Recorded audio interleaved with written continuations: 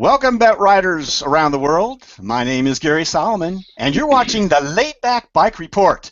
I'm coming to you live today from Pickerington, Ohio, and the Laid-Back Bike Studios, where we broadcast every month. We put together a video that will be shown on YouTube afterwards, after this live broadcast is over, and so you can always go back and see that later on.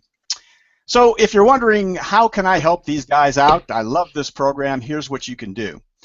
There's a little red subscribe button on the lower right-hand corner of your screen. You can click that, and it will take you right to our YouTube channel and subscribe you. So that will help us out. In the upper right-hand corner, you'll see a little lowercase I. That will allow you to view our website and kick in a buck or two if you want to help us out in that manner. That would be great. The link to the website, the www.laidbackbikereport.com, is also in that little I there too. So you'll be able to see what's coming up and all of our previous videos right there on the website. So check that out if you have time. We would love for you to be able to be part of this live webcast. It's something that we try to emphasize. And we try different things to make it as easy as possible for you to do that. The latest iteration of that today is using YouTube's live chat. So if you are watching on YouTube, you will see next to your viewer that you're watching this video on, you will see a little box that says live chat. So please avail yourself of that. Type in hello, type in a question, a comment, whatever is on your mind. We'll be able to see that, and we'll bring it to our, Larry will probably bring it to our attention, and we'll answer your questions, respond to your comments, and such. So let's use that live chat if you can this time. Also on the website, laidbackbikereport.com, you could be watching there. Right below that, I've embedded the live chat there. So we hope you'll use that and make this as interactive as possible. Make it your show as well as our show. So. This particular webcast is going to be broken down into 3 parts. We will have the presentation and interview of our special guest. We'll have an open question and answer period from the audience using that live chat. And then we'll get on to the Google Plus Recumbent Bike Rider Community business, as we do every month. We are a little short on the panel today. Carl Kidd, who is usually with us, is attending and probably working on his mom's 91st birthday party today. So, Wanda Kidd, happy birthday to you. I hope you're enjoying it. 91st birthday. Wow, that's awesome. She's a big fan of ours, and we appreciate her viewership. We also have Denny Voorhees, who is one of our panelists, who is out west today. He is actually officiating on RAM this year, so the race across America, which started yesterday. And so we wish you well, Denny, and good luck with your officiating duties. We'll see you next month. So who is with us this month? Well, we have Lars Kamm. Lars is coming to us from Salzgitter, Germany, and helps produce and direct this webcast, among many other things. So welcome. Hello, Lars. Hi, Gary. Hi, folks. Nice to be here. It's great to have you. And then we have, of course, one of the most recognized faces in the recumbent world. Oh, let's just say it. He is the most recognized face in the recumbent world. The esteemed co-editor of Bent Rider, Larry Varney. Afternoon, Larry. Good afternoon, and it is. It's pretty. I'm looking out the window right now. Some puffy white clouds, but at least it's not raining. It's kind of breezy, but glad to be here. In Kentucky, right? I never do say where you are. Oh, yeah, northern Kentucky, just outside of Cincinnati, really. All right, very good. All right, let me take this time to introduce our special guest today. He was born and raised in New York City. He's a huge proponent of recumbent biking and biking in general. He's been a bike messenger and a bike shop owner. He's had a bike cargo delivery service and a bike advertising service. He seems to have lost total track of his bikes that he has stashed around town, but He hides bikes like a squirrel hides acorns. This guy. He fights tenaciously for bicycle causes and is known in New York City as a tough bicycle rights advocate. It goes without saying that his local transportation is done by bike, and he believes most folks should follow his example of living a carless existence. He was in a rock band. He plays the drums. I don't see the connection between those two things, but he does. Bent Riders, we are happy to welcome this month a guest who is one of the famed bike riders in New York City, Shelly Mossey. Welcome, Shelly. Hi. Good afternoon. Good to be here. It is great to have you here. All right, folks, since we're a little short-handed, I'm going to be handling some of the slides, so things may go a little rickety as we get started because this is usually Carl's job, but I think we can make it work. So, Shelly, let's start out by talking about some of the early years. So, you're a New Yorker through and through. Can you tell us a little bit about your early years growing up in New York City? Tough. Dangerous place, tough, a lot of street fighting, as a youth. But we managed. That's actually a picture of me when we left New York City because it was so tough here, and moved out to the suburbs in Kew Gardens, Queens. And that's my first bicycle. All right. What was that? Do you remember? That was, yeah, of course. It was a President. It was the brand that was President. And I broke my leg on that bike when I was 6 years old. What a fond memory. I suppose you still have that tied up someplace around town. You know what? It might be locked up somewhere, but I can't remember where I put it. All right, let's talk about your early biking experience. So you started out here, well, as a kid, and then maybe up into your teen years. What were you riding? What were you doing on your bikes? Well, I think after this bike, I talked my father into buying me a Stingray, and I started to ride long distance when I was about 11 years old. I would ride from Kew Gardens out to the town of Jericho out in Queens because my best friend had moved from Kew Gardens out to there. So one day I just thought I should just see how long it would take me to get out there. I think I was about 11. So I rode, or 12, yeah. So I rode, it's about 25-mile ride from Kew Gardens to Jericho, Long Island, and I would get out there, visit with them, and then, of course, somebody would have to drive me home. And they would call my mother and tell her tell on me what I did, and it was not the greatest idea in the world, but I continued to do it. She wondered what was going to happen to this kid, I'm sure. So, on my Stingray, yeah. Let's move along a little bit and let's start talking about recumbents. So, what was your first recumbent experience? That's not it. This is not it. Hopefully, it's about the right time, but it's not. Well, I remember my first experience. I was riding out on Long Island, way out in the Hamptons.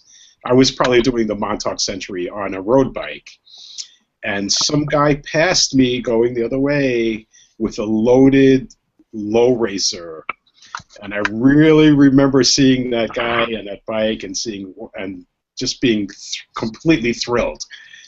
A few years later, I saw the Daedalus Project on PBS, and as you know, that airplane is a recumbent aircraft built at MIT, and they were looking for recumbent riders to power it. So I saw all these, they had video of all these recumbent bikes, and something just tweaked my brain. I thought there has to be something to this, and at the time I owned the bike shop. So I researched it, and I called Lightning, and I got my first recumbent in. It was a Lightning P38. So we built it. It sat on the floor for about 2 or 3 weeks. I didn't try it. And one day I just decided to give it a try. It took me about 3 days to figure out how to ride this thing because I was trying in too hard a gear. I just keep falling over. But I was very determined. I took it home with me. I lived in Rockland County at the time, extremely hilly area. I took it out for one ride. I was slow as a turtle in these hills, but the fact that I was sitting down I was like thrilled, and I didn't care how slow I was going. I stayed with it. Were you working with Tim Brummer at the time? Yes, I worked with Tim, and Lee Kwan was there at the time. Okay. Yeah. Interesting start. Okay. Mm-hmm.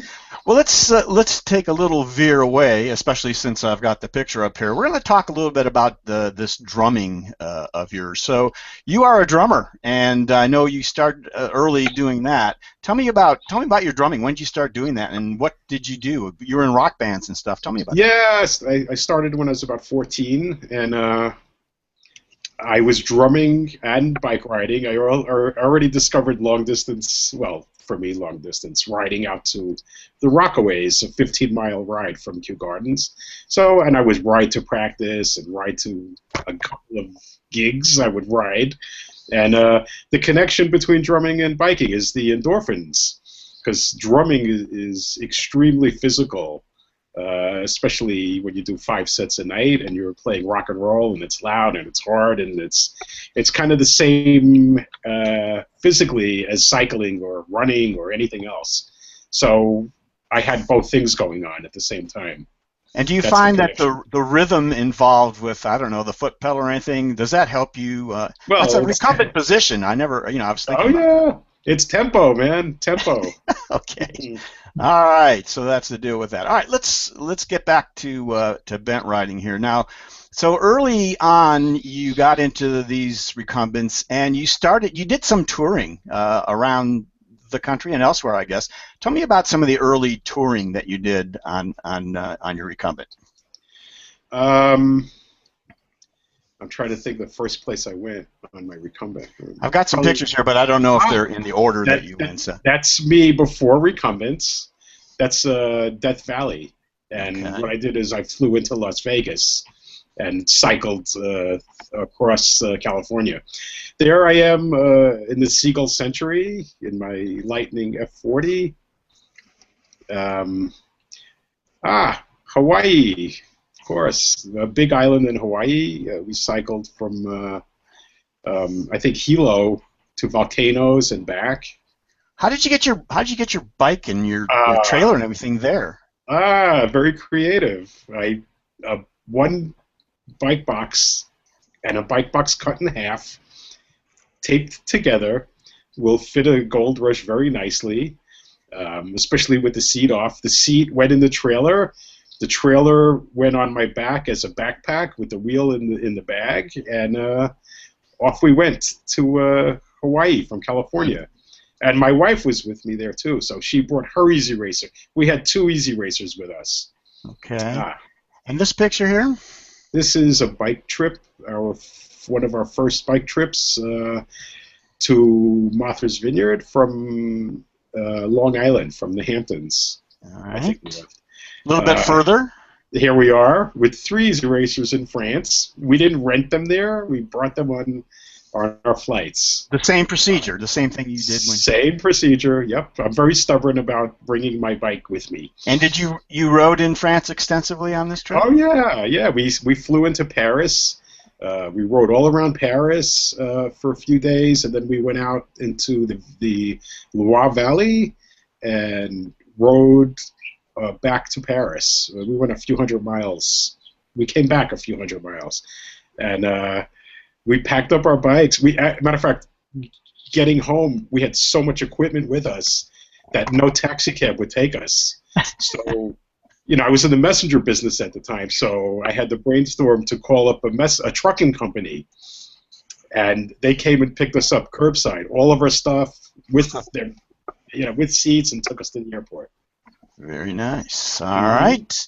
Battery Park City with my son Jackson. And this is going to introduce, a line of questions and maybe a discussion that we can have.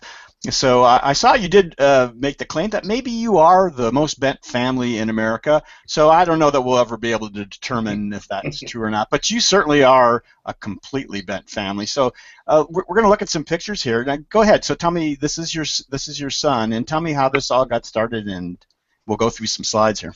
Well, naturally, before I had my son, I always, I was such a I was so into cycling. I always wondered what would happen if I had kids. I mean, would I stay on my bike? Would that end my biking career? But it actually made me a much stronger rider. It's apparent that you're hauling around all this weight with you all the time. It made me a much better rider, much stronger, and much more fun because you really get into taking your kids with you by whatever device you use. That's a Burley Piccolo, which is the only trailer bike I would dare and use because it doesn't sway back and forth. It's a solid connection. Solid. I'd say this is probably stepping back a little bit further, huh? Yeah, that's back a little bit. So here we decided that we should take him with us everywhere, and I packed him up in a trailer. There's actually a car seat bungeed into the trailer. And we put a few toys across the front, and that's us in Central Park. You can see there's another Gold Rush behind us. Yeah, I do see that one back there. Some of my influence in New York City. Yeah, before we move on to some more of your family things here, I've got a couple of questions that are coming in here that pertain to what we were talking about. Let's not get too far past them. So we've got a comment from Julian Motherall, who says we were talking about your drumming. Said it would be cool to wear a cadence sensor on your bass foot. I'll see what I can do. Hey, why not? It might work. So, and Partalk81 saying hi to everybody. So, hello there, Partalk. Okay, let's get back to the family here. Get to the next picture. There we go. So now, who is that? That's the same kid that was just sitting in the trailer. That's Jackson. And so yeah, go ahead. I decided that no matter what, he's coming with me wherever I go. Whatever biking I do, he's coming with me. So I had every kind of contraption and apparatus attached to my bike. And then we inherited this kid's bikey from Johannes from Northeast Recumbents, who's a friend of mine. And was that a production thing, Shelly, or a one-off kind? He modified it. He put he put a 16-inch wheel on the rear and a 12-inch wheel on the front, so it would be really low to the ground. And he took the air out of the shock. So it made the bike really small. Yeah, that's brilliant. That's a great idea for a kid. Okay. It worked for us, as you can see. And then progressing along, huh? Progressing along, climbing the Manhattan Bridge on his Tour Easy that we got for him. Here he is, a little younger. Yep, sorry about the timeline. Not a problem. This is the progression from the trailer. Okay. So with him in the seat back there, man, we were moving pretty well. Really flying along. I decided that I worked for a pedicab company, Revolution Rickshaws, for a little while, and discovered how great pedicabs are to have in the big city. So, of course, I researched it. I found organic engines, front-wheel drive, recumbent, of course, pedicab. We picked it up in Massachusetts. I fit it inside of a minivan, took the seat off it, brought it home. It took me 2 weeks to learn how to ride this thing. When I first bought it, I hated it. I'm like, oh my God, what did I do? This thing is horrible. It took me 2 weeks, and it became my favorite bicycle. It's just an incredible machine. It kind of feels like you're flying with the lean steer. Graduation. Wow, see, now, not many kids can say they rode a Gold Rush, you know. Is that to and from graduation kind of thing? Is that? Yeah. Nice. So this is yeah, fair. Yeah. There is a trip to Staten Island Beach from Manhattan. And Okay, I gotta ask, where'd you get the Mud Hens shirt? that's from baseball. Well, you know what? We didn't mention Toledo. that, but actually, Shelly are you originally from Toledo, or you lived in Toledo for a while? What was that? What's the deal with Toledo, Shelly? Who, me? Yeah, weren't you? No, not me. With Toledo? You just Wrong got the guy. Mud Hen shirt? Yeah. Oh yeah, I've actually been to their stadium and the Mudhens zoo and come all from that. Jackson. But anyway, didn't want to interrupt, but I saw that Mud Hens earlier, and I thought I gotta ask about that. No, Right. that's from a baseball team. Yeah. That's from Ohio and Kentucky. We just Yeah, I had to don't know. know. So, all right. If you notice, my son only has baseball shirts on and nothing else. Yeah. Well, Mm. tell Jackson we think that's cool. Yeah. All right. What do we got here? Okay, so here we are on our way. During Hurricane Sandy, New York was kind of shut down, and supplies were needed in various places, like We're Rockaway going to Beach. talk actually about your deal to and support in Hurricane Sandy. But as far as the bike goes here, and just talk about that. Oh, what is it? Okay, so that's this Long Bikes Tandem was a wedding gift to me and my wife.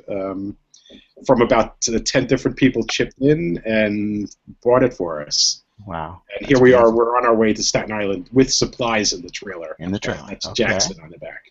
And here we are. I decided that, well, we were kind of renting recumbent bikes out for a little while, and I decided that I couldn't resist buying the second tandem for $1,000, which has that's a Sun Easy Tandem. Easy 2, right? Is that Easy 2? Easy 2 with independent cranks. Uh-huh. Great bike. Very nice. Mm. And then, and your wife rides. That's my wife. That's the Tour yes. Easy. So she's riding. What she's riding there is her wedding, her engagement gift. Oh, That's what I got her instead of a ring. a lot of bikes involved with that wedding. Huh? Yes. Yeah. Oh, I didn't even notice. And what is this? This is one of my Brock's quads, which was from the ad bike company that I had, and I had to take a 2 years off, and I had them stored on Long Island at my wife's stepmom's house, Margot, and the bikes were out there. And one day I just took one up and cleaned it up, oiled the chain because they were kind of rusting. And I started riding it around, so I figured I should put up some lawn furniture on it and take the kids riding around through the grass on the quad. And Made your own pedicab right there. yes, So. exactly. And you and Jackson riding? Central Park on our Long Bikes Tandem. And you see how relaxing it is. He's getting older, and he's dealing with just dealing with the seat. And Yeah, so relaxed. here we are on this is from Newport, Rhode Island on one of our trips, bike trips to Martha's Vineyard. That's my wife, and there's my wife again, and that's Joao, my friend Joao. It's also a crazy New York recumbent bike rider. Hi, Joao, if you're there. Right. And this was also a trip that you guys took together, Yes, right? yeah, we organized a trip with a lot of people who ride recumbents, and we used to take the ferry before we rode to Martha's Vineyard. So here we are, all geared up to ride to East 36th Street to get on C Street out to the vineyard. All right, and then there was a time, I'm not sure how this fits into the timeline, but obviously you are no longer in New York. Tell me about this trip. So this was part of our 3-part honeymoon, where we visited the West Coast, and we went to San Francisco. We rode up across the bridge, through the wine country, and just all around, just in the area of San Francisco. And while you were there, you encountered this gentleman here. Who is that? Hey, he has the same hat as me. Yeah, how about that? This is a renowned recumbent legend. Yes. Yeah, that's Gardner Martin, of course. So we stopped to visit Easy Racers, and I worked with some guy who was just a mad bicycle scientist, and he convinced me to put 220s on my Gold Rush. So as you can see, Gardner was really curious about it and took it out for a spin. So the rear is a 451 on the rear, which was kind of fun until the rim cracked, and I just put a regular wheel back on. So tell me about your impression of Gardner. What was Oh, that he's like? great. Storyteller. Big storyteller. So Really what did he laid talk back. to you? What did he talk to you about? Do you remember? I know it's a while back. Oh, well, when I had the store, I sold Easy Racers, so I was on the phone with him a lot. And mostly me talking about riding, getting basically persecuted for being on a recumbent in groups of road bike riders, but really being able to just dominate everybody, which was also, it's not really a big part of why I ride the recumbent, but it's an extra added attraction that I can really dominate a field, when I go out riding with road bikers. So me and Gardner would talk about, he loved me talking about going out in Central Park with the Peloton at night with all my friends who race and, leading the pack with my body sock out. Exceeding expectations yes. with the recumbent bike, right? Yeah, and having everybody chase me. I was the rabbit. So maybe this is exactly what it is, but is there some advice or conversation that you have with him that sticks with you today that you're still heeding? No, he just loved hearing about how I was just eating up road riders in the park. He'd like to hear what happens with his bikes, and how they could be used in the best way, and he loved and dominate. It. Yeah, Very. All right, very good. All right, let's move along here.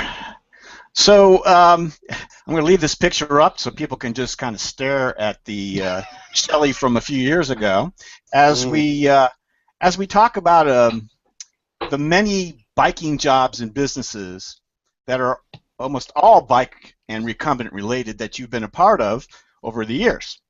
And so I wanted to start, if I could, with your first. Actually, that is the first biking job that you had in this picture here, wasn't it? Yes, that's it. That's me. Tell us about that. What were you doing, and what was that like? Well, I worked for a company. I became a bicycle messenger after drumming because I was riding my bike all over the city, and I thought that there has to be a way to make money get paid for this. I might as well make money. So I found, at the time, there were only about 5 bicycle messenger companies in New York City.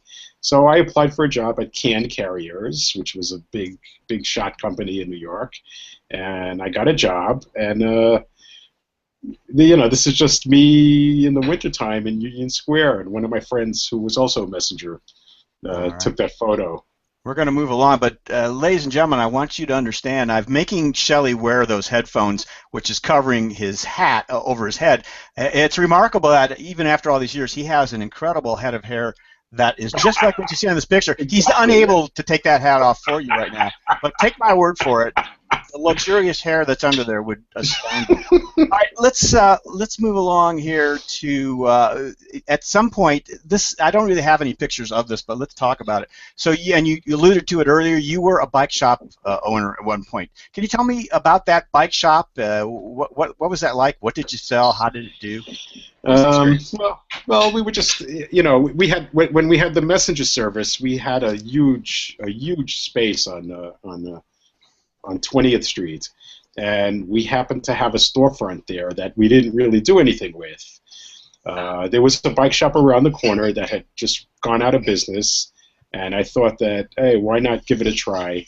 So we contacted Cannondale and a giant Iron Horse, and we got an okay to open the shop. So we opened the bike shop. Wasn't the greatest experience of my life. Dealing with the public is not easy. But I decided after I saw that film on the Daedalus project to start selling recumbents. So aside from the road bikes, I wasn't really interested in them anymore. Once I got on a recumbent, I completely lost interest in road bikes. So we started selling Bike E. We had Vision. We had Easy Racers. and we had lightning. And I sold a lot of pieces. The first year, I sold like 80 recumbents, which was like astounding to my friend Johannes at Northeast Recumbents, because I think it was more than he sold in like 3 years in business. But anyway, that's the reason I opened the shop. But I got really tired of the public, and I didn't really need the shop. It was just a second business, so I just closed the door one day. I just couldn't take it. And then at some point you began, and maybe at the same time, started this cargo carrying service that I think went on for a long time, in my understanding. So tell me about that. Well, the cargo bikes, we in the Chick Chack messenger service, we had a trucking. We had like 10 trucks.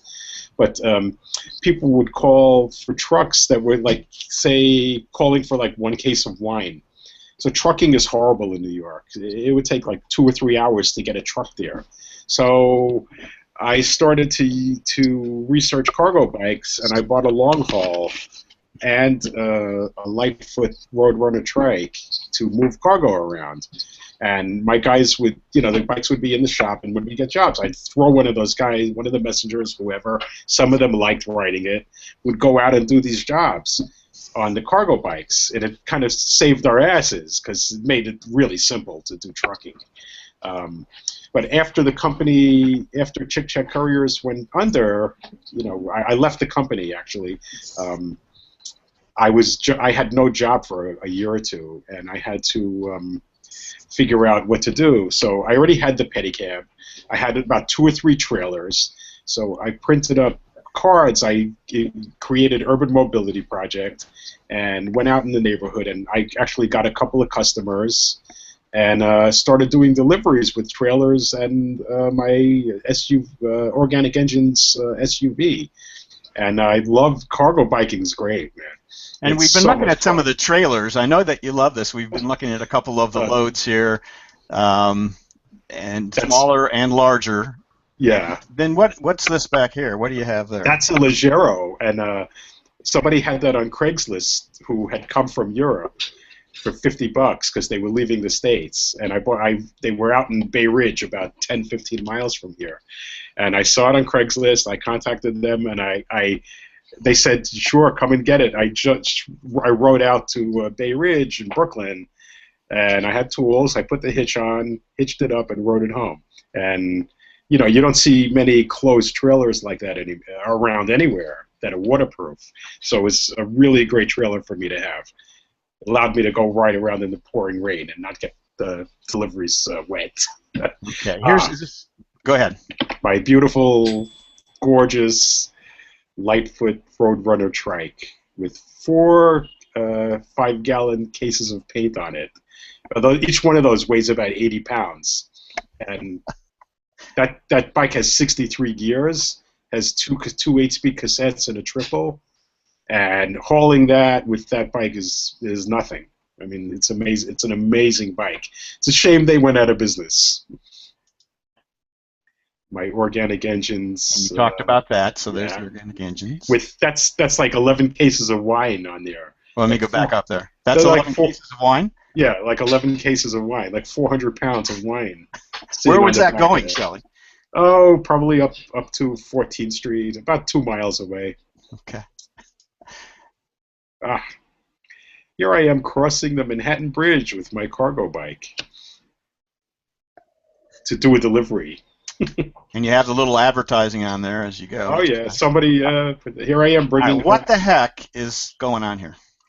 So somebody was giving a couch away in my neighborhood, and we needed a couch, and my wife went to look at it, and it was in great shape.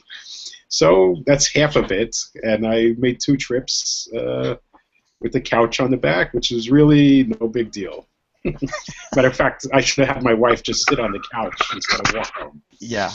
Well, first, just say it is a big deal in many ways, so it's very, very impressive. All right. What about that?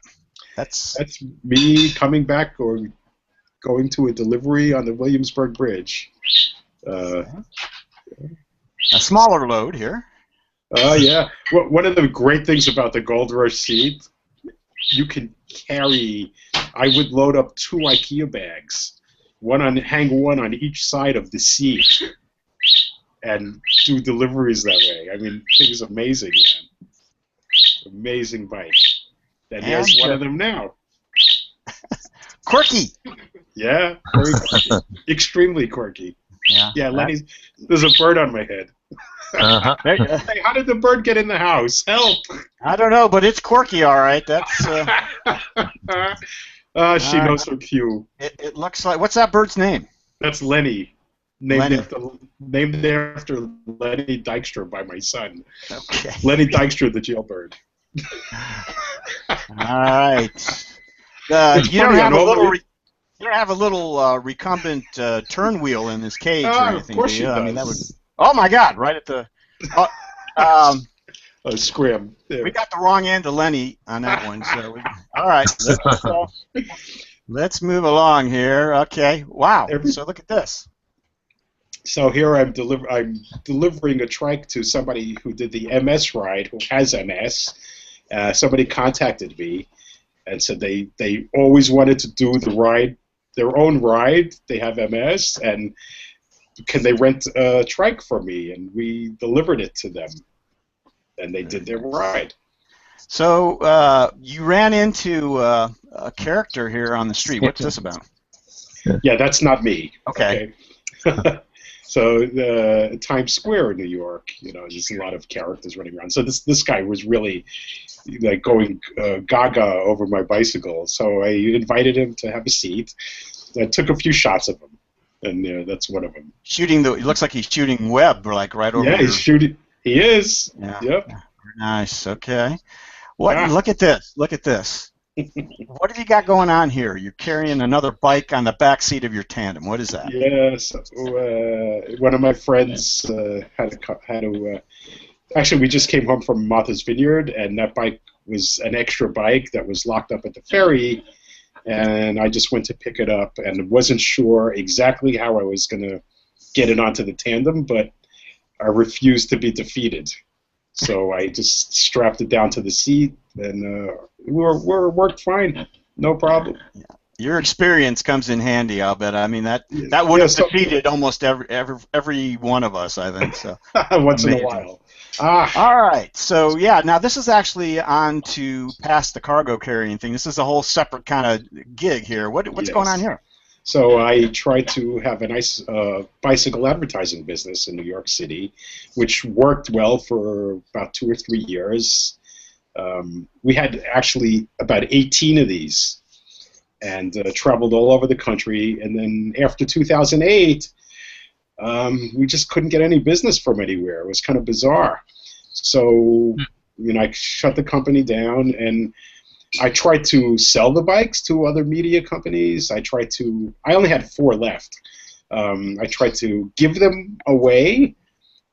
I couldn't even give them away in the United States, so I contacted Promo Group in the UK, which is a company that uses them and has them built specially, and they said, sure, we'll take them, and I shipped them back to Promo Group for free. I mean, they paid the expenses, and that was it. I had to get rid of them.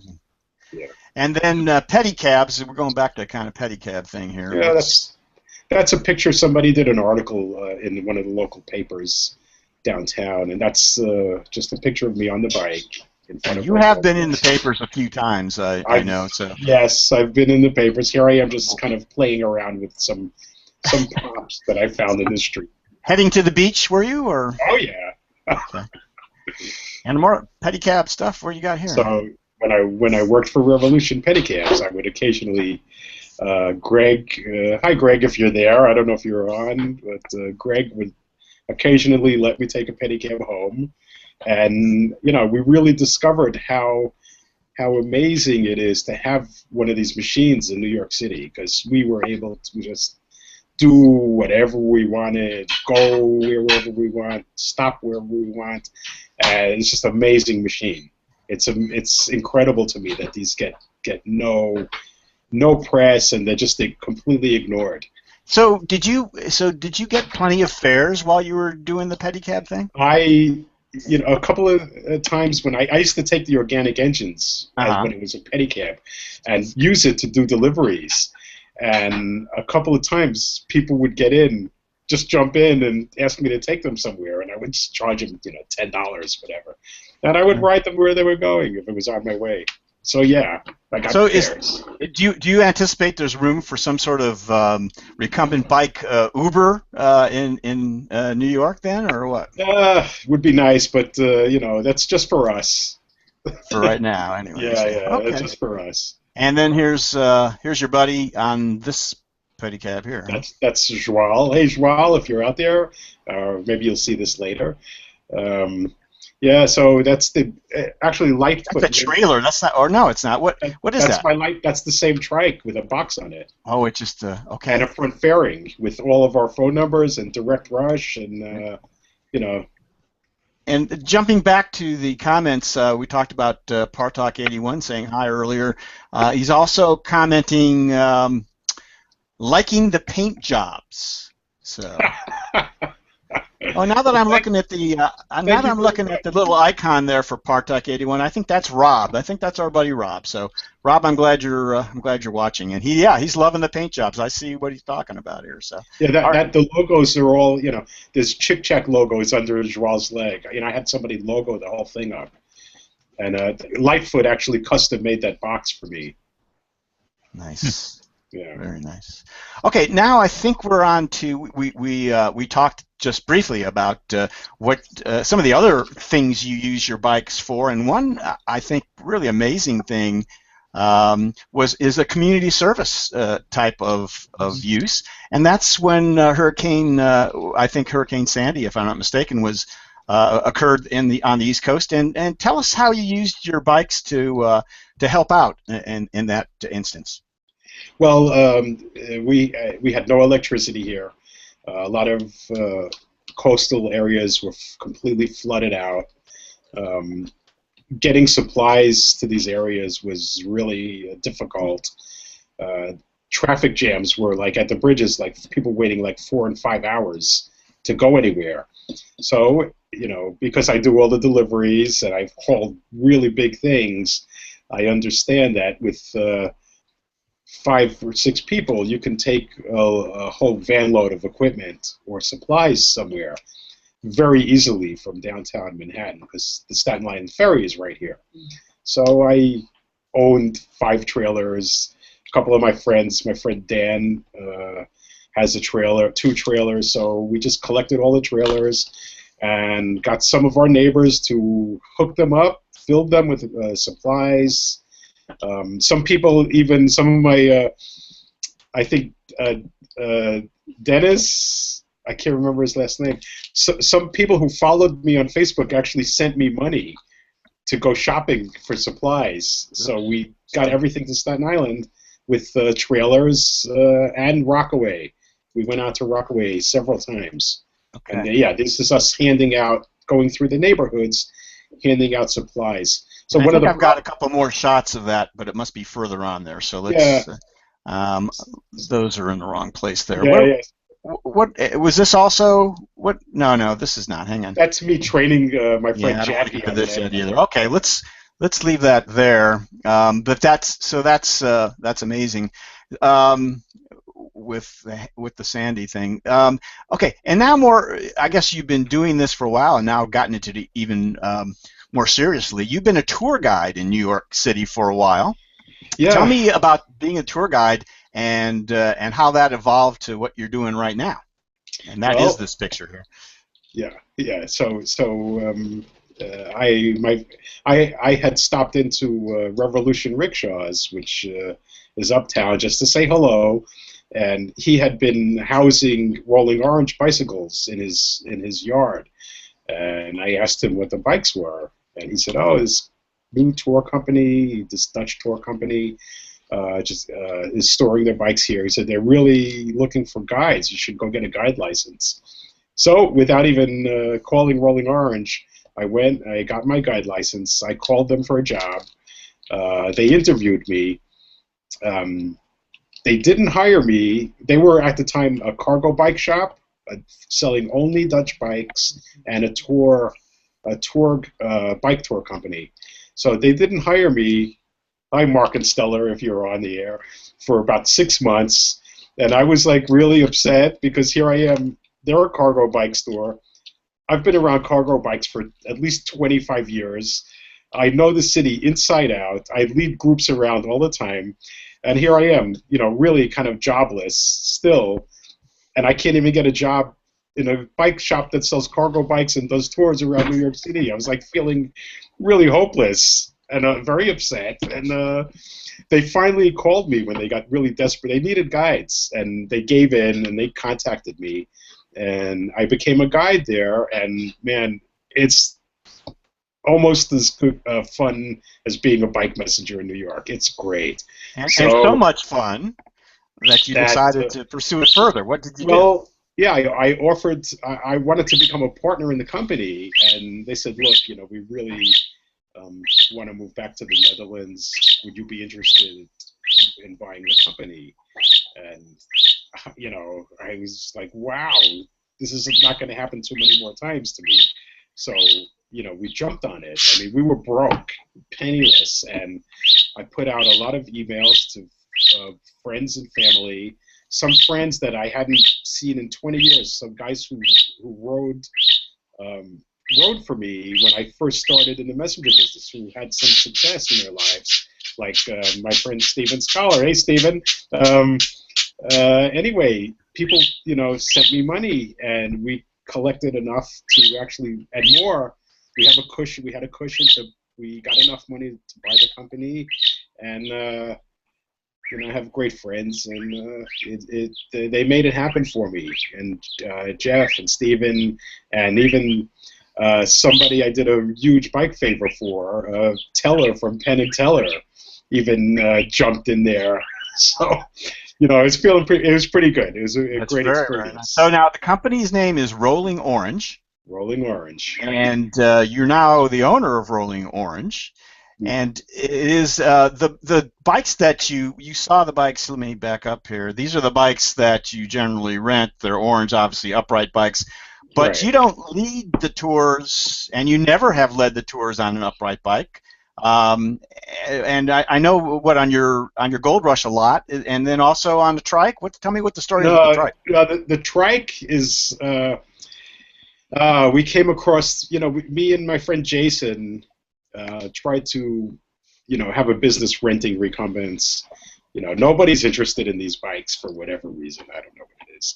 But this mother and her son emailed us. He had this huge he had some really bad muscular disease. I can't remember what it was called, but she wanted to see if he could ride the Trike.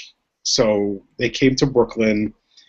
He was barely able to get on it. His disease was so bad that he could only communicate with a keyboard to his mom. But he got on the Trike. He took 2 pedal strokes, went like 5 feet, and he was jumping for joy. They wanted to buy it, so we just gave it to them for like $100 or $200 and said, "Take it, it's yours." Really nice. Use it in good health, man. If it makes us, if I could do a good thing like this, man, it's yours. And we just sold it like right on the spot. So we don't have it anymore. Very but nice. I do lead rides with. For some reason, they didn't ask me to ride one of their own bikes. They just let me ride my Gold Rush, which is. It looks like it's been through World War III, and they just let me do it, and it's been great. Super. All right, let's. That's a good point to stop for a second. We're gonna go on and talk about that bike and the other bikes that you own. I want to let me stop for a second, and Lars, if you come back to me for a second, I wanted to hopefully ask everyone here again to make use of our live chat that I talked about earlier in the show. Again, if you're on YouTube or you're on our webpage, you'll see a little live chat box. We've had quite a few people coming in chatting already and asking some questions, which we have brought on. So please jump on there now if you have more questions for Shelly or any of us, Larry or Lars. just jump on there and we'll take a look at that and bring them up on the show. So, all right, that's like the commercial in the middle of the show. Let's move along.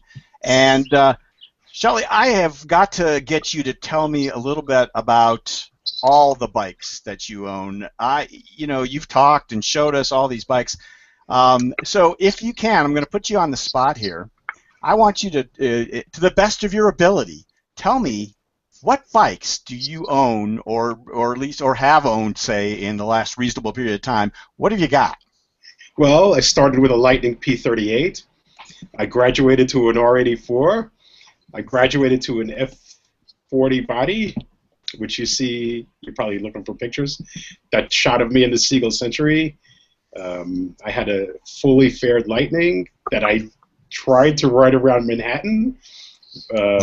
It wasn't easy. I have a Gold Rush. I had a Rance Tailwind. I had EZ3 Trike. I had my quads. I had the Lightfoot Roadrunner. I had lots. I had a couple of EZ1s. I had anything recumbent, man. It's just, they're just so much fun and such a pleasure to ride that, I even tried a Flevo bike. Don't even go there. We did go there, actually, and don't even go there. Yeah, we won't talk about it, though. All right, that's just amazing. Now, let's talk about this, because I think that most of our viewers will find that your treatment of your bikes is quite different than their treatment of their bikes. So let's start out. Tell me about the garage that you have in which you store all of these bikes, Shelly.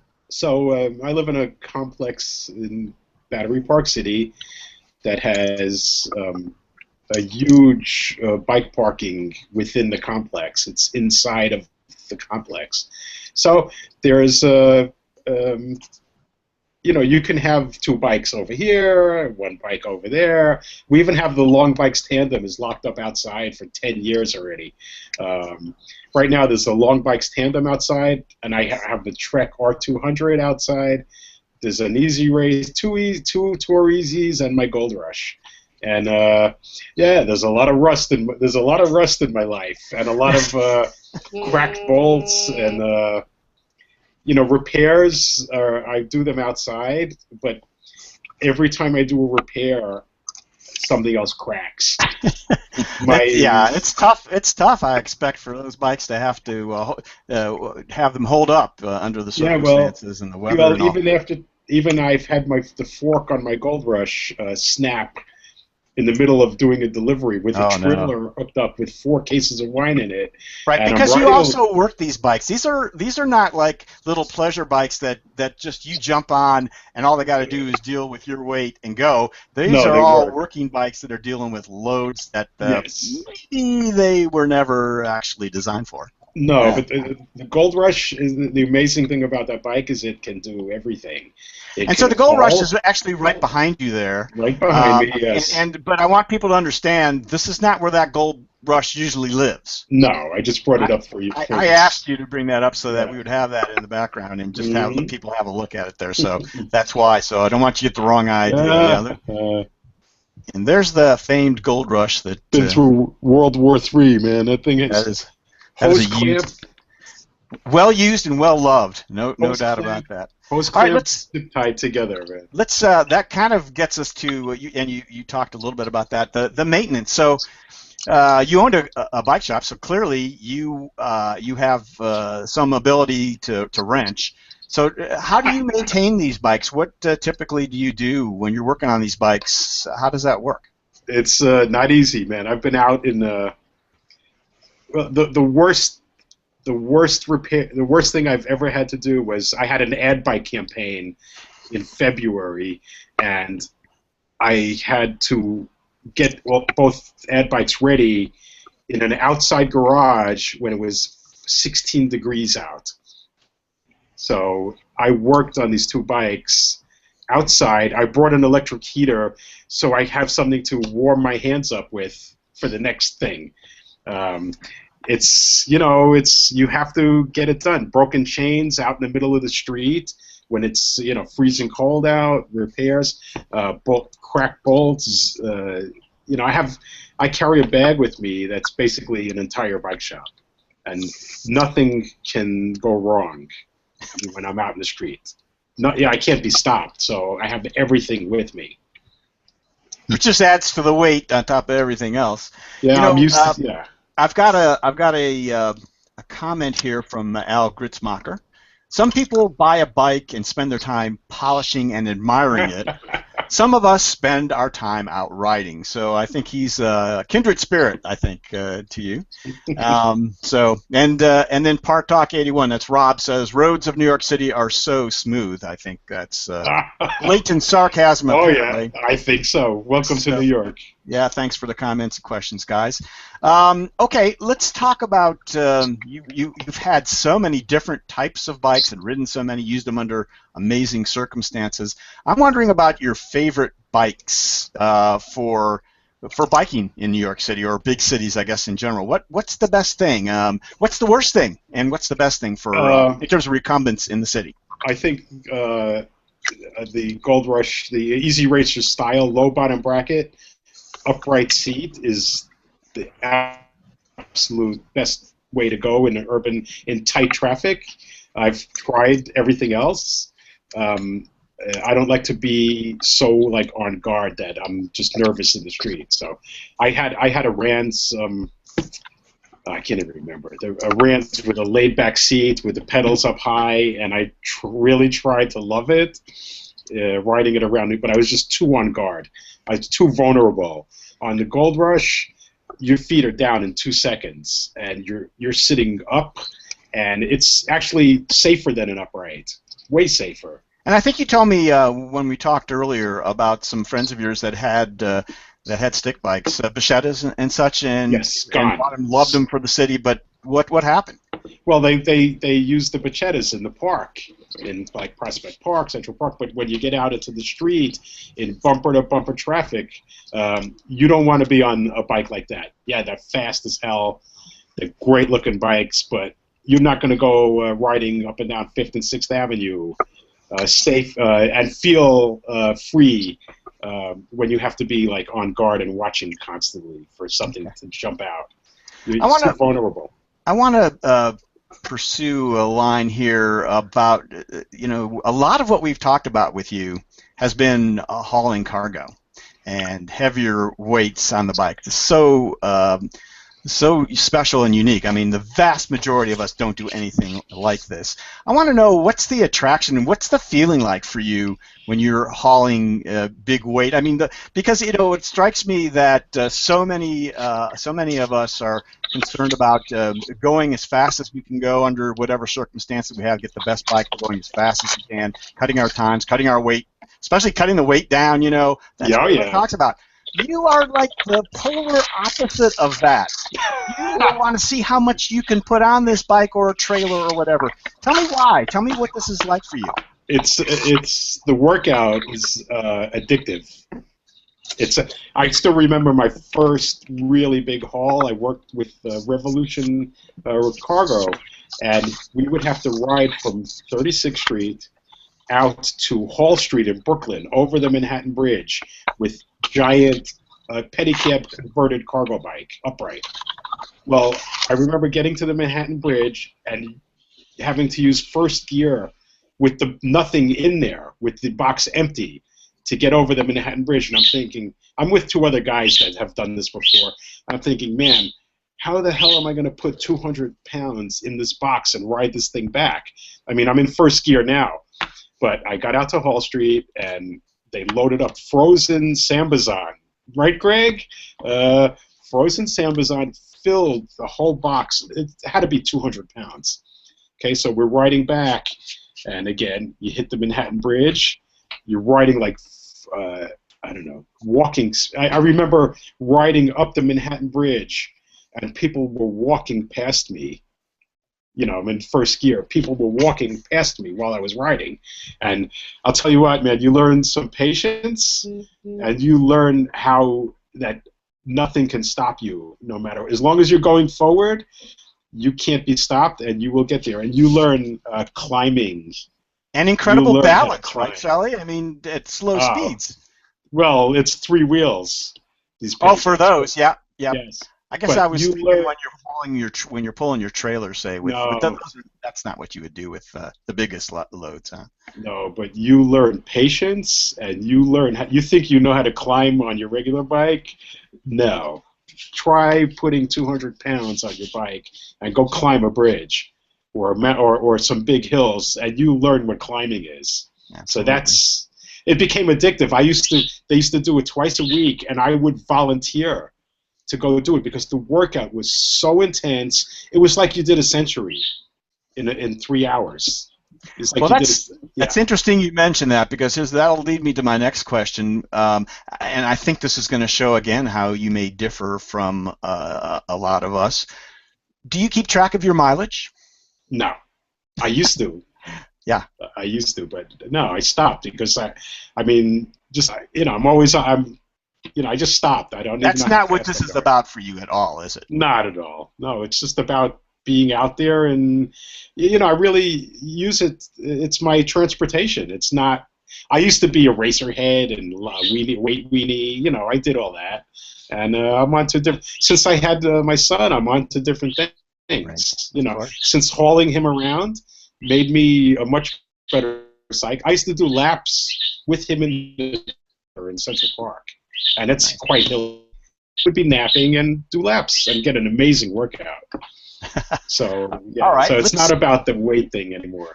Let's talk about some of those other bent riders in your community. Tell me about the bent community in New York City, because I know that it seems to be close knit. You seem to know a lot of other bent riders there. In fact, I think you probably started a number of other bent riders in that area. What's the bent rider community like in New York City?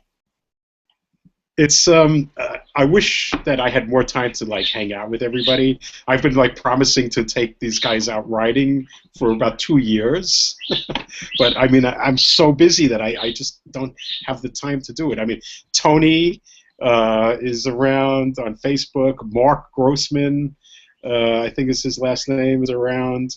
My friend Joao de Sousa is around. My friend Steven, yeah, a lot. They're around, and I see a lot of guys that I don't know their names out on the road.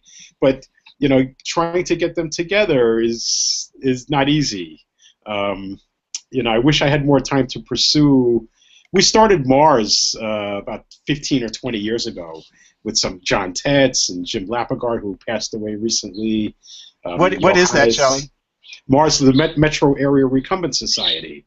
And Chris Spolin, I'm sure I don't know if you know his name or not, was part of that. And he does, John Tetz taught him how to build streamliners out of Zote foam. And he makes all these really cool bikes in his garage, and he's out in Staten Island riding around. But I haven't seen him in years, but I'm connected through Facebook. We just don't have a chance to get together. But a lot of guys went over to Bent's because of me. Because that's my understanding. All right, let's. With your vast experience in the New York area, I know you must know the streets backwards and forwards and the routes. So I'm wondering if, just briefly, if you can tell us, what are your favorite rides or routes in New York City? And being a tour guide, obviously. So what's your favorite one or two rides? Oh, it's easy. Red Hook, Brooklyn, man, all the way. Beautiful. Tell me about that. What's that about? Well, it's an area. It's an area of Brooklyn. It's southern tip of Brooklyn. It's where the shipping industry used to be in New York City. It's cut off from the rest of Brooklyn because there's no subway there, so it's very it's not crowded. It's a very small community, but there's a waterfront bikeway there and a supermarket with a cafe where you can kind of sit outside and you're staring at New York Bay. You're staring at the Statue of Liberty. You're right on the ocean. There's nobody started for what New York is. And then there's a bikeway that connects the coast of Brooklyn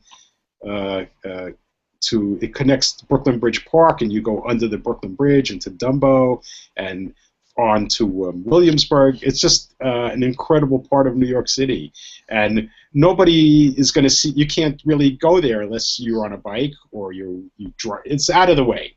Okay. And that's So it's my the perfect favorite. place. All right, that sounds great. Also, All it's right, the beach in Staten Island. Okay. Oh, the second South one. Beach in Staten Island. Awesome. Okay. Nobody there. Empty. Empty. With Good a place bike to lane ride. on it. With Okay. the only legal, you can still ride legally on the boardwalk. There's a bike lane all year round. It's one of the only 2 beaches in the United States that has that. Nobody there. All right. Let's go on to a couple of. I've got a few experiences that I know that you've had. Want to talk about. Let me actually pop this slide up here. And I guess I need to do this. All right. So that looks like one of those, maybe one of those E2 tandems, but I don't recognize those guys, and I understand there's a story along with this. Tell me what this is about. Yeah, well, that's Saturday Night Live contacted Jason, and they were looking for a recumbent tandem to put in one of their skits, and they used this for a skit on the show.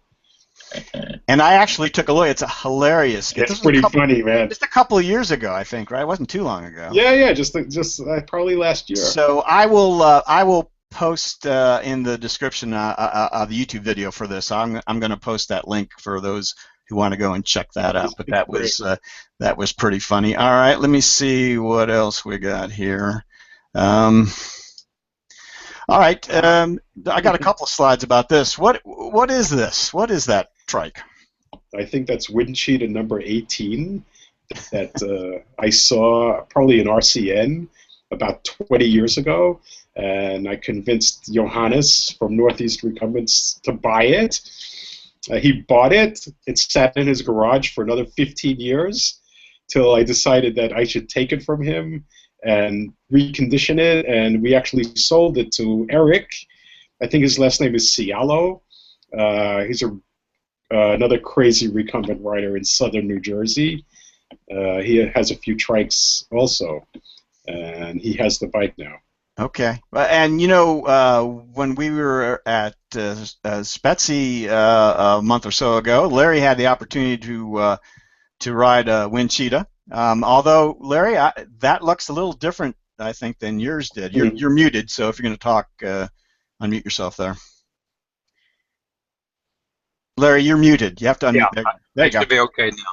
Yeah, when I was looking through the slides earlier, I saw Windcheeta, but yeah, that seat's a little different from what they have now.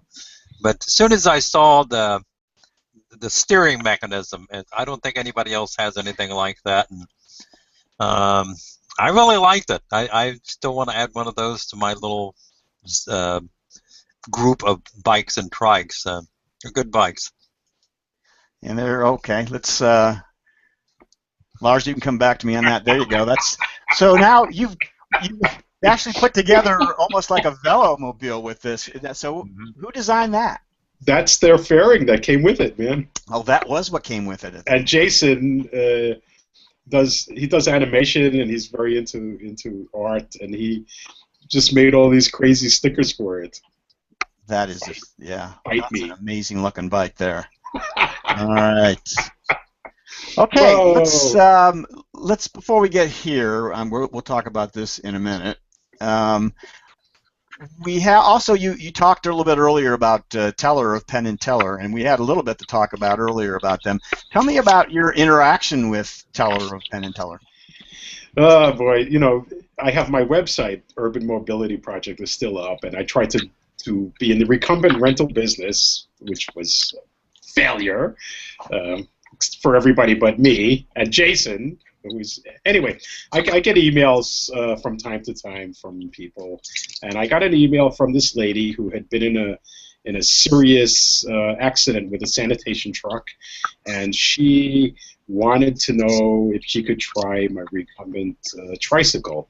That she wants to buy one, And money's no object. She wants it to be titanium. She wants it to be custom made. She even wants the lock and chain to be titanium because she has to lift it up a stair or two, and she walks with a crutch now because of her accident. So I'm like, okay. I set up a date. She came to try my EZ3 Trike. It was quite an experience. This lady, a very abusive, very brash New York character, came out dressed very funky in a muumuu with a winter coat, with her hood up, with the helmet on top of her hood. She started to yell at me as soon as I got there with her that I was late, and I said it was on another street, and what's wrong with me, and she doesn't have time for this, and she's paying a lot of money. And anyway, I took her out riding, and she liked the bike, but she was so abusive to me that I was glad to say goodbye, and I hoped I never saw her again. And she told me that she's buying this bike and I have to take care of it because money's no object, because Teller is gonna buy the bike for her. So I'm like, okay, lady, goodbye. All right, so a couple of weeks go by. I put her completely out of my head. A couple of weeks go by, and I get an email from somebody claiming to be Teller. And the first few lines are, he's apologizing for her brash behavior and her rude behavior. He hopes that I wasn't offended, but this is the way she is, and she's always been like this, and I shouldn't, she's a really good person, and yes, it's true that he's helping her, and I had a few more emails with him, and finally I decided I should help her. She was in a really bad accident, hurt really badly, and I found her a Trike from Rent, and we put the whole thing together. I'm making a long story short, and Teller contacted them, and actually we made it happen, and they happened to be coming down to New York City for Bike New York. They have a big van. They brought the bike with them. We went to her house with the bike. She tested the bike. She demoed the bike for like 3 hours while me and Anya's husband David stood around the van hanging out. Anya took her riding. So anyway, we made that happen, and it was all good, and that's my that's your story with Teller. But when I was putting Rolling Orange together, I emailed a lot of friends and family, and I thought, man, I did him a really big favor. I just put him in the email. I'm like, what the hell? So he responded the next day, and he helped us big time with the purchase of Rolling Orange. I mean, must be a great guy, man. He doesn't say anything, but he apparently acts. His actions speak for his words, I guess. He's an angel for me. That's super story. And for her. All right. Let's. Now I do have another really interesting story that I'm going to share this picture. We have a few pictures on it. And I want you to tell us a little bit about this story with this young man here. Who is that, and what was the story? So it's basically the same story because of Urban Mobility Project with the Recumbents. I get an email from Cory Remsburg. I hope I'm getting his last name right because I confuse him. Remsburg or Remsfeld. It's Remsburg. It is Remsburg. Okay. Mm-hmm. So I get an email from Cory's dad saying that they're coming to New York to do a run, a Mile of Heroes run, I think it was. And Cory has permission to use a recumbent trike, which he owns. I think they live in Arizona. Tell us who Cory Remsburg is and what's his background a little bit, so people don't know. Yeah, at the time I had no idea who they were. Even for a couple of, I had no idea who he was. He's an Army Ranger that was wounded, did 10 tours in Iraq or Afghanistan or both. Nobody goes 10 times. He went 10 times, and in the end, I think he stepped on a mine and got half his head blown off, and he's in rehab now. He's an American hero. So, I didn't know who he was at all. I just figured here's a disabled veteran. Anybody actually needs the trike. I'm like, we're going to get him a trike. We didn't own the trike. That's actually Jason's personal trike. So I contacted Jason, and I said, look, this guy, contacted me. I'm like, just give me a trike. I'll give you another bike. So there was going to be this run in New York City, right? But right. And the way he could, and it was in his honor. Was it in his honor? It was in his. I didn't know it at the time. It was in his honor. And so he, the way he could participate was by doing it by trike. That's where we get to this point. Okay. Correct. So go ahead. So now, how did you help him out with this trike? Well, I went to Brooklyn. I rode my Rands or whatever to Brooklyn. I gave it to Jason. He gave me the trike. This is a different year. So I delivered the trike to him. They were staying at a hotel just in my neighborhood. Okay, I gave him the trike. Okay, they give it back. All's good. I'm watching the State of the Union, like 8 months later, and President Obama is giving this huge introduction to this Army hero, 10 times in Iraq, whatever. And I'm like, the camera's on Cory, and I'm like, oh man, that's him. That's the guy. That's the guy, and that's the picture right there, I think, from the State of the Union. Yes, that's from the State of the Union.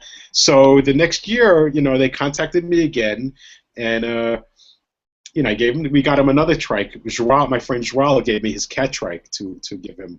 So when I went to get the trike back, Cory's dad said, "Look, why don't you come and meet Cory?" I'm like, "Yeah, okay. Yeah, is it okay? I mean, I don't want to, interrupt, whatever." He said, "No, come on, man." So I went. He took me upstairs, and I hung out with them for a little while, and it was really a huge honor for me to meet him and get him. We will be getting him all the trikes that he needs for the future. Ups to New York, yes. Awesome, very, very good.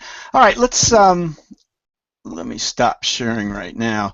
I want to go on to maybe finish up here with some more philosophical questions and get your ideas on a couple of things here, Shelly. So let's talk about your bicycle advocacy a little bit. And I want to really kind of cut to the chase here. I know that you've been involved for a long time, but tell me about what your most heartfelt issues involving bicycling in the city, maybe bicycling in any community, but in the city, which is what you're involved with. What means the most to you, and what are the most important issues there as you see them? Cyclists being killed every week by automobile drivers, and having it just been shrugged off as an accident. It's really disturbing at this point, because I've been hit like 5 times, and it's just taken as a joke, and people are being mowed down and killed. I mean, what they're saying is you could take your car and just go and kill anybody you want, and it's an accident. It's just something has to change. Tell me what you think we can do. What can the viewers that are watching here do you think, to help change that, so that it's a more serious issue as far as legislators or police are concerned? What can we do? You just keep protesting and keep raising your voices to let the public know that you're just because you're on a bike, you're not just some a lowlife that can't afford a car and is only riding a bicycle because you don't count, basically. And it's not the case at all. I've chosen to commute by bike for my whole life. It's great. There's no reason to use a car. And if you are in a car and the cyclist is acting like an asshole, just bear in mind that they're still on a 25-pound machine and could be killed in an instant. Just give them some room and stop being so annoyed that there's a bicycle rider on the road with you. It's just ridiculous. They're vehicles also, and we're doing the same thing as everybody else in cars. We're just going somewhere. And that's very well said, Shelly. Okay, we got the idea there. Okay, let's kind of finish up here. I want to talk real briefly about Rolling Orange, because that's what you are really doing right now. Tell me about what the future holds for Rolling Orange. What are your plans in the next couple 3 years for Rolling Orange? My plans. I have big dreams. Tell us. Company's doing really well. It's doing much better than we thought, and much better than the older owners thought. They gave us some predictions for this year, and it's way better. Listen. What I've had dreams of opening messenger services when I was 20 years old, and I actually got it done. But my thing for Rolling Orange is to come into another city,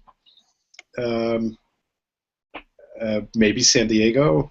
I don't know. I would like to be in another city, and also, I think it's if we can raise the funds in a year or two to actually buy a building in Brooklyn somewhere, have it be an inn, and have the bikes be part of the experience. The bikes would be downstairs. Tours would be leaving from there. You stay. We have a captive audience.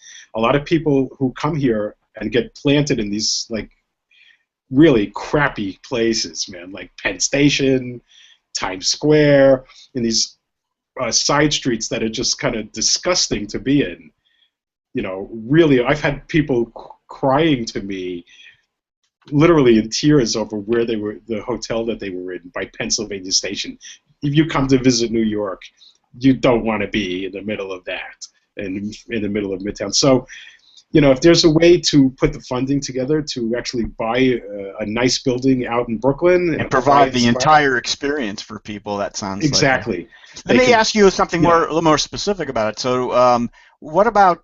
We know that most of the bikes are all the bikes really that you have for the tours are upright bikes, but do you have any plans at all of including recumbents at some? You talked a little bit before about having trouble renting recumbents, but maybe as part of the tour or something, maybe that would suit certain people. Do you have some plans along those lines? Yeah. Actually, I'm actually getting email about recumbents already from Urban Mobility. Is still up, so I'm still getting people who want to rent.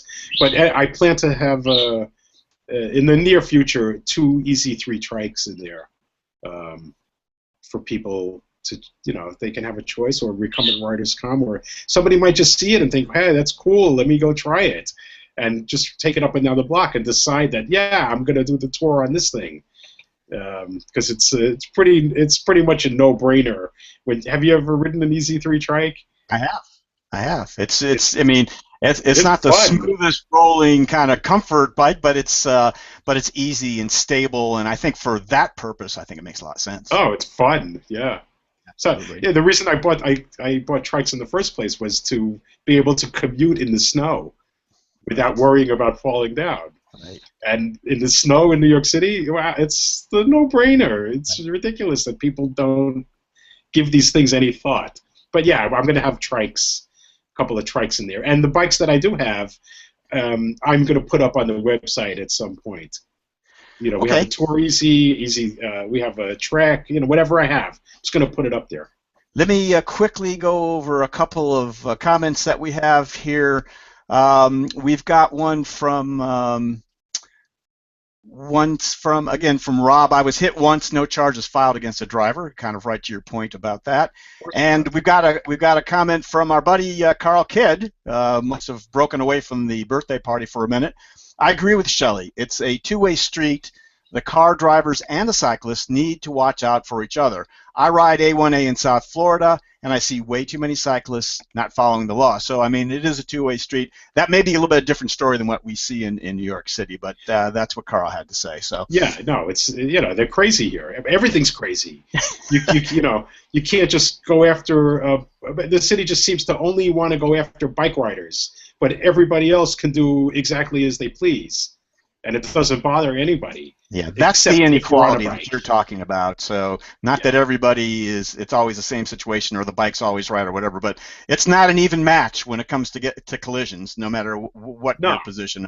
So, all right, let's let me just finish with the last question here. So all these people from all over the world now that will have seen you on the show and are interested in coming to New York City, who isn't, and wants to maybe take a tour, would you be willing to lead a nice bent tour around New York City for these people contacting you?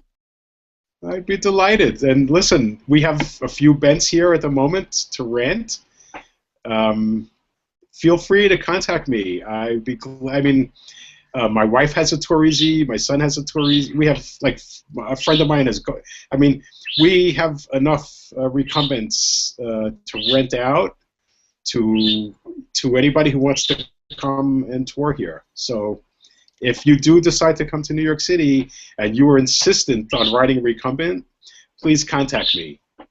You are the man. You know for sure what's going on in the bent world in New York City. So you would be, Shelly. So if people do want to contact you, and I'll put again, this will be another link that I will put in the discussion area of the YouTube video. But what's the best way to get a hold of you? My email, which is Shelly, Shelly, SHELLY .URMO1 @gmail. And we will get that on the YouTube site, so everyone has that too. And okay, I think that's going to finish up that part of the interview. Shelly, I can't thank you enough for coming on and expressing your opinions, telling us about your bikes. So interesting to see what you do there in New York City. Please stick around while we finish the show up. It'll be just a couple more minutes as we do a few closing things. We hope you'll stick around. But thank you so much for coming on, Shelly. It's a pleasure meeting you and talking to you and having you on the show. Thanks for contacting me. It's been a pleasure, and it's a lot of fun. I just want to say one more thing. In New York City, people still have the idea that it's not safe to ride a bike here. Get that idea out of your head. Look at the pictures on Rolling Orange Facebook page. These people, we've taken people who are 75 years old through New York City, down Broadway, in bumper-to-bumper traffic. It's perfectly safe to ride here. The city's come a long way in the past 20 years. So don't hesitate to come here, and don't hesitate to use your bike to get around. Okay? Thanks a lot, Shelly. Very good. Sure. All right. So, Lars, I'm going to go to you for these. Let's see if we can make this work. We're going to move on to the recumbent bike rider community business, which starting out, it means the winners of the posts of the month. First, we have the picture of the month post. This is Peleus Pulcher. I have a hard time not seeing him win just about every month because he posts a lot of pictures, he does a lot of riding on his bike, and they're just also beautiful. This is just one small example. What he calls the Nepal Pavilion. He lives in Germany, and just a beautiful shot. So, all right, and then the next one is the video of the month, and this was produced by Bruce Johnson. He calls it the Tour of My Linear, and he took an older linear, not one of Peter Stoll's newer ones, but an older one, and kind of modified and jazzed it up a bit. And this is a short video, I think about a minute and a half or so, where he takes you through what he's done with it. Really nice short video on that one. And the discussion of the month from our buddy Dan Blumenfeld. This is the Pinion Gearbox. We talked about what that's about. A gorgeous-looking internal gear system that's coming on the market now. I just, if you look at that, it's just something spectacular. So we may need to talk more about that on another show. So we will take a look at that. We have hit the 857 member mark. Thank you very much. We're growing pretty fast there on the Google Plus recumbent bike rider community. So if you haven't signed up to join our community, we would hope that you'll do that. If you do, make sure you fill out the little locator form that's in the upper right-hand side of the front page of the community, and you can fill out your location and your name, and people will see where all of the members are. And if there's someone close by, maybe you can put together a little riding group or something like that. So, okay, back to me, Lars, if you would. I want to close by talking a little bit about what we have in store for you next month, which I think is kind of special. We've been working on this for a little while. I actually postponed it once, but we're going to be talking about bents for the health of it. We are going to have a couple of physicians on the show, and I think a special rider for whom this pertains. We're going to talk about the health benefits of riding a recumbent bike, and as opposed to riding an upright bike. So why should you ride a bent over an upright bike in terms of its health benefits? What can go wrong if you don't? And also talk about people who have been helped by riding bents in terms of their general health, mental health, their weight, those types of things. So we've got Dr. Peter Muning, who is a public health specialist at Columbia University. He'll be coming on talking to us about the helpful benefits of riding a recumbent bike, and also how it helps the public health and maybe even save taxpayers money. So this is his specialty. And I just found out yesterday that we're going to have Jim Parker back on. Jim is, of course, one of the owners with Maria Parker with Cruise Bike. And he's, of course, also a physician and has a lot to say about why you should be riding a recumbent bike as opposed to an upright bike. So we're going to talk to him about that, too. Both of these doctors ride recumbent. So these are not just people who are talking about things they don't know about. They ride and commute and ride all the time on the recumbent bike, so they do know what they're talking about. So that's next month. I wanted to thank our panelists who were able to join me today, and my buddies who were not able to join me today as well. But especially I want to thank Larry Varney, who is with us today helping us out. Larry, thanks for being on board as always. Thanks for allowing me to be on. I found the speaker to be really interesting, entertaining. I'm almost tempted to go there and take him up on it and tour New York City. Oh, don't hesitate, man. Shelly will probably have you in a heartbeat. So you can I went there. I did go there once, and the World's Fair, so you know how long ago that was. I won't ask which one. I'm not sure, but I think it was the St. Louis World's Fair before that. So had that big globe thing. You know. Oh yeah. 64? 64 was that something like that? I can remember coming out of the hotel room with a bunch of high school. I was in high school then, a senior, and we saw the Empire State Building. We said, "Oh, let's walk there," because we don't come from where you take cabs. And it took forever. You know, it hadn't dawned on us that you could see the building from miles away. And we just kept walking. We did take a cab back, but that was a memorable trip. Well, you're more than welcome to come. I just might do that. You will love it here.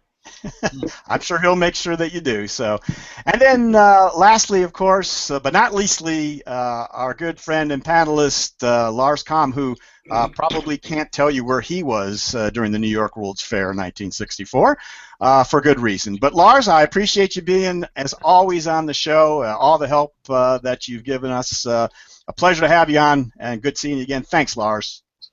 Thanks, Gary. Always fun to be here. Terrific, terrific. Okay, well, thank you all for watching as well. Can I ask you a question? Yeah, go ahead, Charlie. When did you get started with recumbents?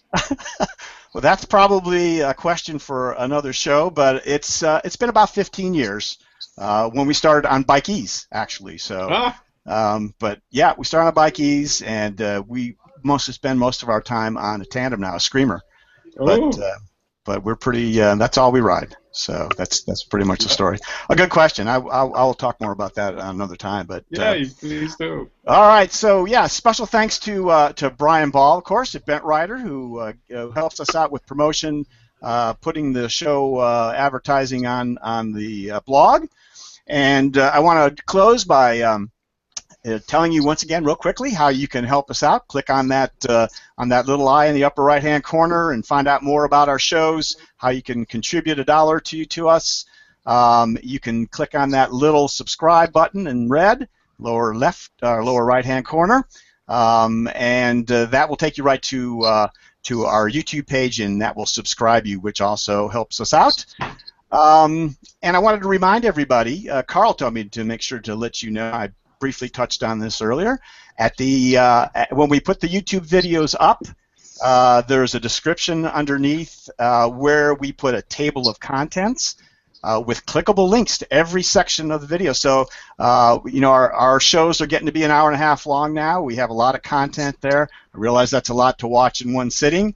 Kudos to those of you watching live. So even I'm getting a little antsy here, but thank you for doing that. You can click on those links, go to any part of the show you like, watch it in sections. That's perfectly fine, and we try to make it as easy as we can for you there. And as I mentioned, all the links that we talked about, Shelly's company, his web page, his email, all that stuff that we talked about, I'll go back through and put the links there so you guys can find that as well. Like the Laidback Bike Report Facebook page when you're on Facebook, please. That's another thing you can do to help us out. Check out the website, www.laidbackbikereport.com. You'll see the past shows. You'll see our upcoming shows. Sign up for our mailing list. We'll get you the information that's the latest on Laidback Bike Report before anybody else gets to see it. So www.laidbackbikereport.com. So until our next webcast, folks. Thank you from all of us here at the Laidback Bike Report. So long, Bent Riders.